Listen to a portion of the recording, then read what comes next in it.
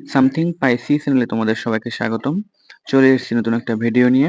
আর আজকের ভিডিওতে আমরা নবম শ্রেণীর গণিত বইয়ের সপ্তম অধ্যায় অর্থাৎ কৌণিক দূরত্ব পরিমাপের ত্রিকোণমিতি অধ্যায়টির পঞ্চম পর্ব নিয়ে আলোচনা করব। তো চলো শুরু করা যাক।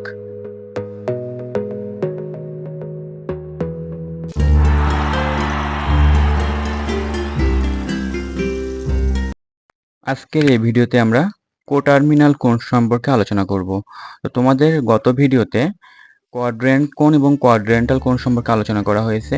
আজকের ভিডিওতে আমরা কোটার্মিনাল কোণ সম্পর্কে আলোচনা করব। তো চলো শুরু করি।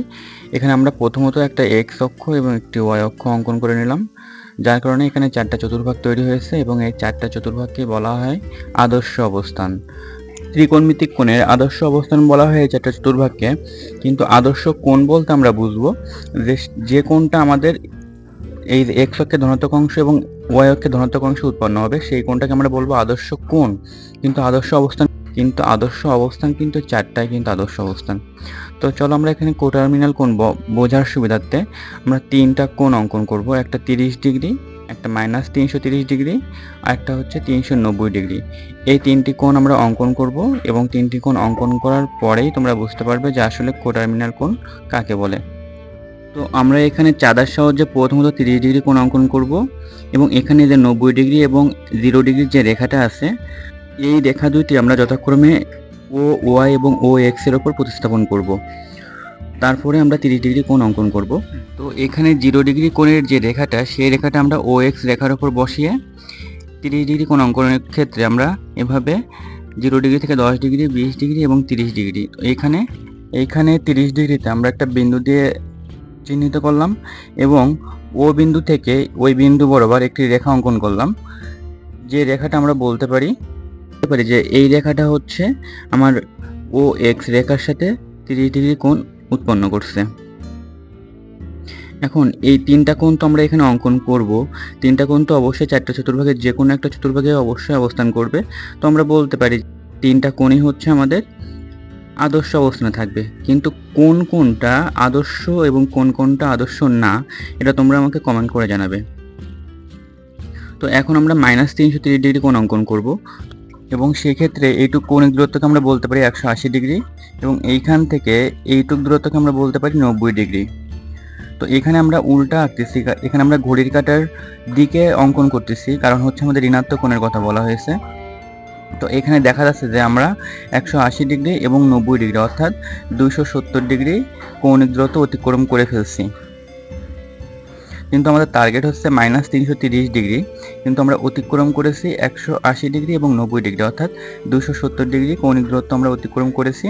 আমাদের টার্গেট হচ্ছে 330 ডিগ্রি। তো আমাদের বিয়োগ করলে যে কোণটুকু থাকবে বা যে কোণটুকু আমরা পাবো সেই কোণটুকু আমাদের এখনো অতিক্রম করতে হবে। তো এখানে 330 ডিগ্রি থেকে যদি আমরা 170 ডিগ্রি কৌণিক দূরত্ব বিয়োগ করি তাহলে আমরা পাবো হচ্ছে 60 ডিগ্রি এবং -60 ডিগ্রি, কারণ হচ্ছে আমাদের এটা ঋণাত্মক কোণ। তো আমাদের এখনো -60 ডিগ্রি অতিক্রম করতে হবে, অর্থাৎ ঘড়ির কাঁটার দিকে এখনো 60 ডিগ্রি অতিক্রম করতে হবে এই ওয়াই অক্ষের ধনাত্মক অংশের এই রেখা থেকে।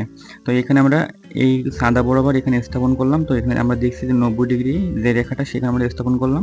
তো 90 ডিগ্রি থেকে আমাদের এখনো 60 ডিগ্রি দিতে হবে। তো এই হচ্ছে 10, 20, 30, 40, 50, এই হচ্ছে 60। তাহলে আমাদের এই বিন্দুতে পৌঁছাতে হবে। অর্থাৎ আগে যে বিন্দুটা আমরা পেয়েছিলাম সেই বিন্দু বরাবর যদি আমরা রেখা অঙ্কন করি তাহলে 30 ডিগ্রির যে রেখাটা আমরা পেয়েছিলাম এখানেও কিন্তু আমরা সেই রেখাতে গিয়েই পৌঁছালাম। অর্থাৎ -330 ডিগ্রি কোণের যে রেখা এবং 30 ডিগ্রি কোণের যে রেখা সেই রেখা আমাদের দুইটার কোণের ক্ষেত্রে একই, অর্থাৎ শেষ বিন্দুটা আমাদের একই রেখার উপরে অবস্থিত।